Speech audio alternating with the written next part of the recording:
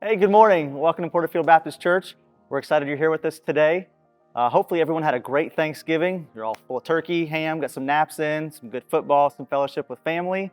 We're really excited to bring you an interview this morning with some of the key people that are involved with our children's musicals that will be right here in this worship center Sunday, December the 3rd at 6 p.m.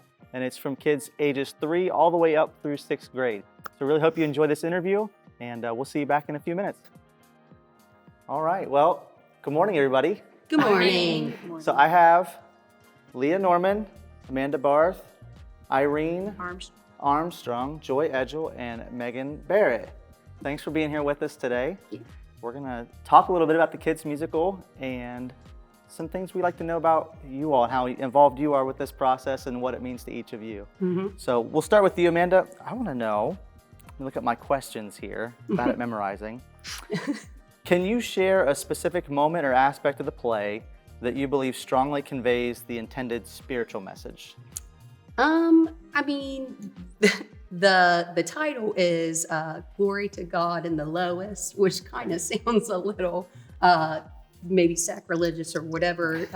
And I know whenever I first announced it at our parent meeting, I saw a bunch of faces like, but the whole meaning of the musical, of this musical piece, is just the humbling ourselves and how Jesus set that example by humbly coming, not to a throne here on earth. He came here to a lowly manger surrounded by sheep and funny shepherds in this musical.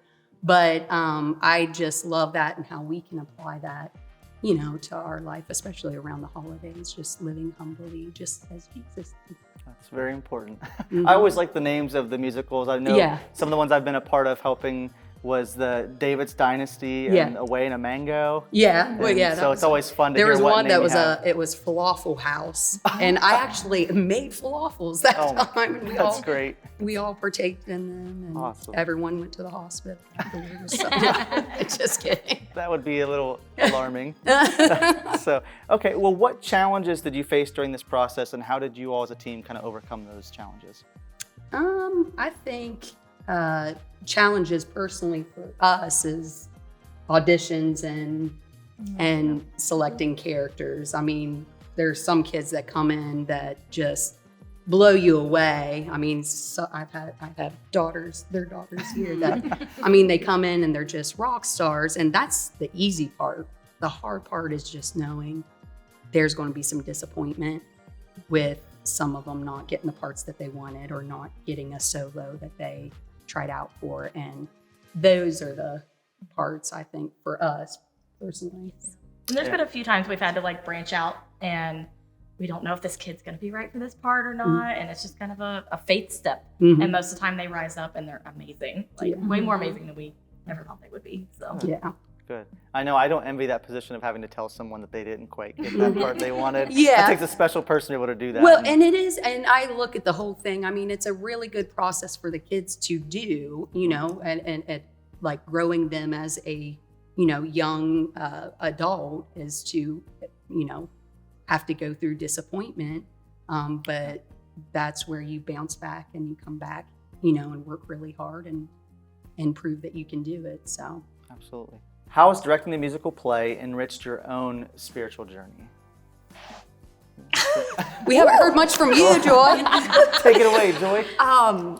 It has increased my prayer life because anytime you spend an hour with 24-year-olds at 6 o'clock on Sunday night, you need prayer.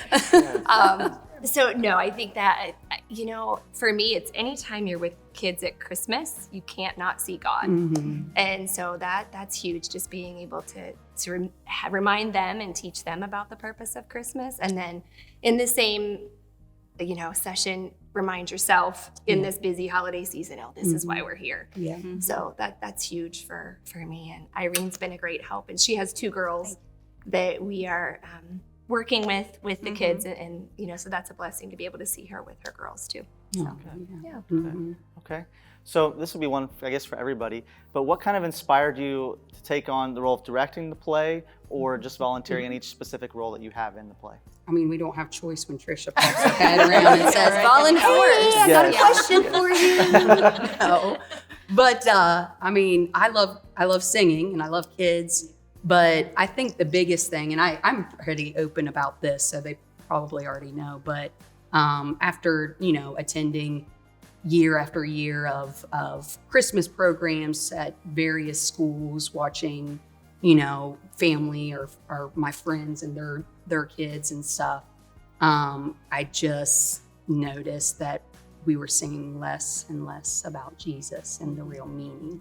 And that's changed from whenever I was in school. And so that, and I don't say it with a critical heart, I just kind of walk away with a little bit of a saddened heart. And so I'm just thankful, that the church and the congregation supports this ministry, and it's an opportunity for kids to sing about the real reason we celebrate Christmas. So. Okay. I really love it because it's one of the programs we have here that is something where they volunteer and they have to commit. So the kids that commit, they may be, for the play, 1st grade through 6th grade. So they're little. They still sign up. They choose to be here every week since September.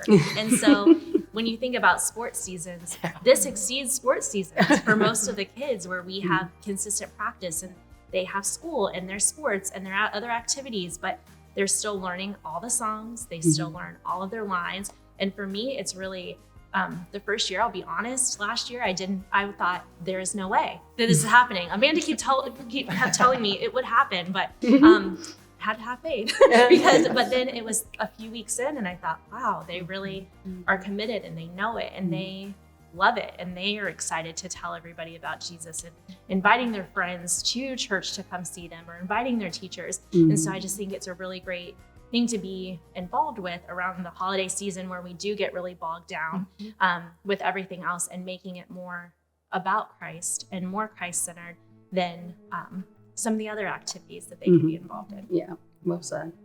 Very well said. And you never know what's going to happen either. Like, you always think they're all ready, they're dressed great, they're perfect. Like, my favorite story is Emily Ford had to hold the baby last year. And so we practiced that, like, how do you hold a baby? And we sing, and then like we're done. I'm like, okay, come on, baby in the manger. And she just drops it like a microphone. Okay, She did her part. yeah, but you never know what's going to happen. Oh, so yeah. I think that's just a fun part too. There's Makes it always funny. always a funny story of the manger scene. Yep. So one of the kids Yeah. likes That to poor baby. inspect Ugh. baby Jesus. Yes. Yeah. Okay. All right. Well, we'll do one more question. This one's not in my questions. I guess I can leave it open to anybody or one of you. But from the outside looking in, as a parent, I have 2 little kids. I know Ruby will do her little singing part, but maybe as someone who's new here to Porterfield or is just watching us online every year, that might have kids that are kind of interested but don't know what to expect. You talked a little bit about the commitment and how it goes above and beyond. What would you say to somebody who has kids that they're just not sure if they should bring them out and try out? Or I would tell them, I guess learning myself, this is my first kid, my son Tatum, his first year in it, and just what he was doing prior, working with the younger kids. I didn't realize how big of a jump, like they don't, the outsider's view. And so, for the 1st through 6th grade, we do have to start in September. It is a commitment. I have like a little contract that I hold them by, and I will call the law if they break the contract. No, but it's just something where I put all the expectations in there. But I tell them, come to practice, give it a try. We have a lot of fun. No one's, if they're scared to do solos or they're with they don't have to try out for solos. They don't have to try out for a character part, but they can sing. And there's just something, I used to perform whenever Marsha, God rest her soul, when she directed. And there's just something about that performance when you're up there on the stage and it all comes together. It all comes together. And it's like, that's when you feel the real reason of Christmas and why you're here and stuff. And so I would just help encourage parents to, sign up, give it a try if they want to come in. And it's okay. They don't. I'll come chase them down. Turning right into Trisha, huh? Yeah. Chasing people down. Yeah, but it's a big jump from the littles up to first through sixth grade, but it's because they memorize a whole entire book, Yeah. all the words, all the character parts, and there's just so many pieces that go into that we start early. Yeah, okay. I can't think of a better environment to kind of get your feet wet or jump in the fire of learning and performing, public speaking, singing, than right here at church. And it seems like we have some wonderful people involved with it that kind of can help guide them along the way. So, well, thank you all for sitting down and having a little chat with us and giving some people some insight on what goes on to each one of these Christmas musicals. So, Thank you. all right, thank you. Well, we hope you enjoyed the interview.